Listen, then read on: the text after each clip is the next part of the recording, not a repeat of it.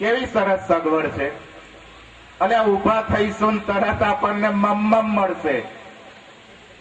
અને કોઈ પણ કથા મંડપમાં બેઠેલા કથાવાળા, શ્રવણ કરવા વાળા અહીં પ્રસાદ નહીં લે તો પછી તમારું કાર્ય સફળ નહીં થાય. ખુલ્લા કાન કરજો અને નવા આવે ને જણાવતા જજો, પ્રસાદ લેવો જ પડે, નહીં લે એનું કામ નહીં થાય. હું કહું છું.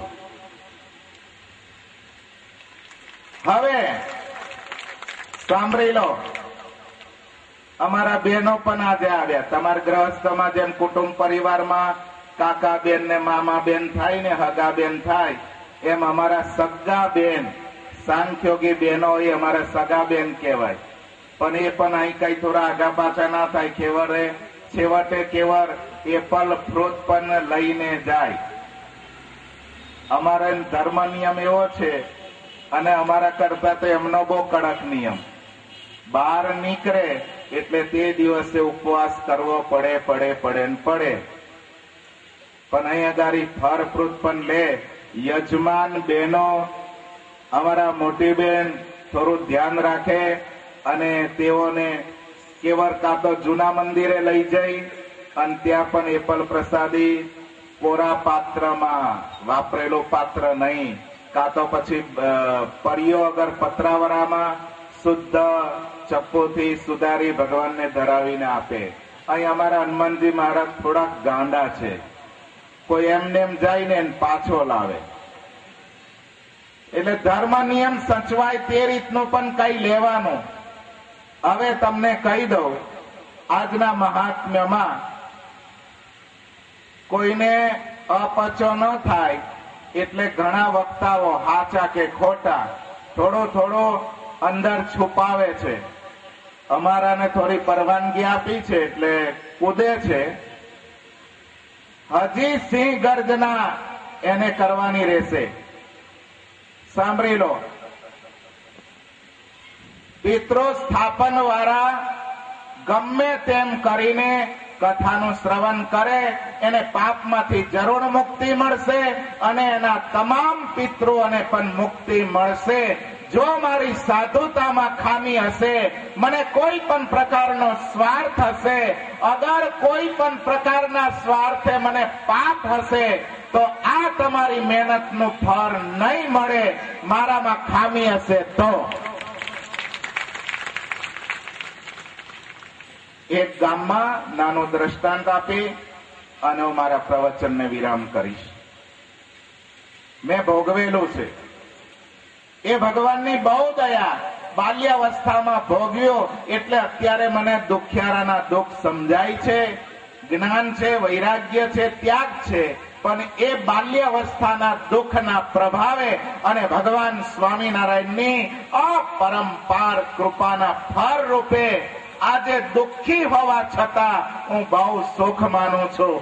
ઘેર ઠેકાણા નતા, અહીં ભગવાન સ્વામિનારાયણની દયાથી છે, પણ ડાયાબિટીસ અને બ્લડ પ્રેશર ખાઈ શકાતું નથી. એકવાર આ વ્યક્તિને સમાજ એમ કે આગળ ચાલ, આગળ નીકળી પડ્યો, અહીં કઈ છે નહીં, રસ્તાનું પડેલું ખાનાર એવો ભિક્ષુક આજે ત્યાં ગાદી પર બેઠો છે. એના ભગવાન સ્વામિનારાયણની દયા અને મારા માધ્યમથી કેટલાય લોકો જમે અને મને કે ગુરુદેવ મસ્ત રસોઈ. વાહ દીકરા, તારું નસીબ ફૂટ્યા મારા કરમ. ખ્યાલ રાખજો, ક્યારેક ને ક્યારેક આપણા જીવનમાં વિપત્તિઓ આવે છે અને એનો સામનો કરવા છતાંય આપણે કષ્ટ ભોગવવું પડે છે. અમારા જેવાના માધ્યમથી આવા પવિત્ર ક્ષેત્રમાં ગંગા ફ્રી ઓફ ચાર્જ બહી રહી છે. એમાં સ્નાન કરો, પાપમાંથી મુક્તિ થાવ અને તમારા પિતૃઓને સદગતિ અપાવો. આવો મોખો કોઈ છોડતા નહીં. હવે તમને નાનું દ્રષ્ટાંત કહું કે દુનિયામાં તમે ક્યાંય પાછા નહીં પડતા. એક ગામમાં રાજ દરબારમાં પેઢીઓથી ભાગવતજીની કથા વંચાઈ. એમાં કથાકાર પુરાણી મહારાજ હર રોજ ભાગવતજીની પોથી લઈને આવે, રાજ દરબારમાં બેસે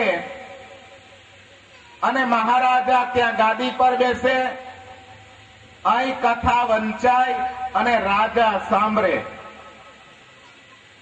પણ કોઈક મહારાજ એવો નીકળ્યો અને રાજાને ભટકાણો. બોલે, મહારાજ સાહેબ, કેટલી કેટલી પેઢીઓથી તમારા રાજ દરબારમાં ભાગવતજીની કથા થાય, પણ આમાં કઈ તમે સમજ્યા? બોલે, ના. તો આમાં પરીક્ષિત મોક્ષ આવે, ધુંધુકારીનો મોક્ષ આવે. ધુંધુકારી બહુ પાપી, પરીક્ષિત ધર્માત્મા. આ બંનેની મુક્તિ થાય. પણ તમારા માટે શું એ કોઈ દિવસ વિચાર્યું? પૂછો પુરાણી મહારાજને. મહારાજે બીજે દિવસ પુરાણી મહારાજ પોથી લઈને આવ્યા. આ મહારાજ બોલે છે, પુરાણી મહારાજ, સ્ટોપ, અટકી જાઓ, પોથીને ખોલતા નહીં.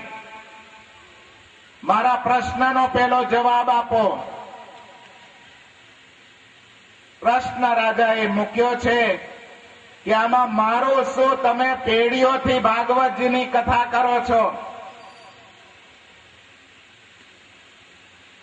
બોલે, મહારાજ કાલે આવીશ. પોથીને બાંધી દીધી, ઘરે ગયા. એકનો એક પુરાણી મહારાજનો દીકરો સત્સંગમાં બહુ ઓતપ્રોત હતો, ભક્તિમાં રસ તરબોર હતો, ખૂબ ભક્તિ કરે, ખૂબ ભજન કરે. એને પુરાણી મહારાજ કહે કે ગાંડા, ભજન કરી કરીને તું મરી જઈશ, સત્સંગ કરી કરીને મરી જઈશ. તને કઈ ભાન બાન છે? આપણી આજીવિકા ઉપર લાભ પડે છે, આપણી આજીવિકા તૂટવા બેઠી છે. આજે આ પ્રશ્ન થયો રાજાનો અને હું પોથી બાંધીને ઘેર આવ્યો. ગાંડા, આના માટે શું કરવું? શું ભજન અને સત્સંગ કરે છે? એનો જ પ્રભાવ પિતાજી તમને બતાવું. સાંભળો મારી સલાહ, આ સત્સંગનો પ્રભાવ, આ ભજનનો પ્રભાવ સાંભળો પિતાજી. જાઓ મહારાજને જઈને એમ કહો કે મહારાજા, હું તો બહુ મોટો વિદ્વાન છું, વેદ વેદાંતના તમે કઈ પ્રશ્ન પૂછો એનો જવાબ હું આપું. આ નાના નાના પ્રશ્નનો જવાબ તો મારો દીકરો આપે. જાવ એટલું જઈને કહી દો. પુરાણી મહારાજ બીજે દિવસ ગયા. પોથી ખોલતા પહેલા કહે છે, મહારાજ, આ નાના નાના પ્રશ્નોનો જવાબ તો મારો દીકરો આપે. હું વેદ વેદાંતના પ્રશ્નોનો જવાબ આપું, મને શોભે એ જવાબ આપું. બરાબર છે. તો પછી જાઓ, તમારા દીકરાને બોલાવો, પોથીને ખોલતા નહીં. જરા સાંભળી લેજો બરાબર કાન ખોલીને. ક્યાંય કોઈ દિવસ સાંભળ્યું કે આકાશમાંથી વિમાન આવ્યું? એ વક્તા અને શ્રોતાના એટલા ભાગ્ય કે હજી આકાશમાંથી વિમાન નથી આવ્યું.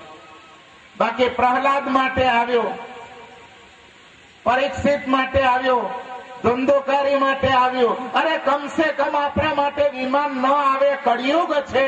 જવા દો એ વાત. પરીક્ષિત 16 આની હતા શ્રોતા, સુખદેવજી મહારાજ 16 આની હતા. પણ આપણે આજકાલ હળાહળ કડી કાળમાં વક્તા ને શ્રોતા જો 4 આની પણ જો શ્રેષ્ઠ હોય ને, તો આજે કરેલા કર્મની મુક્તિ તો મળે મળે ને મળે. ગેરંટી આપીશ, ગેરંટી આપીશ. મારું કાંદું પકડજો, તમને જરૂર સફળતા મળશે.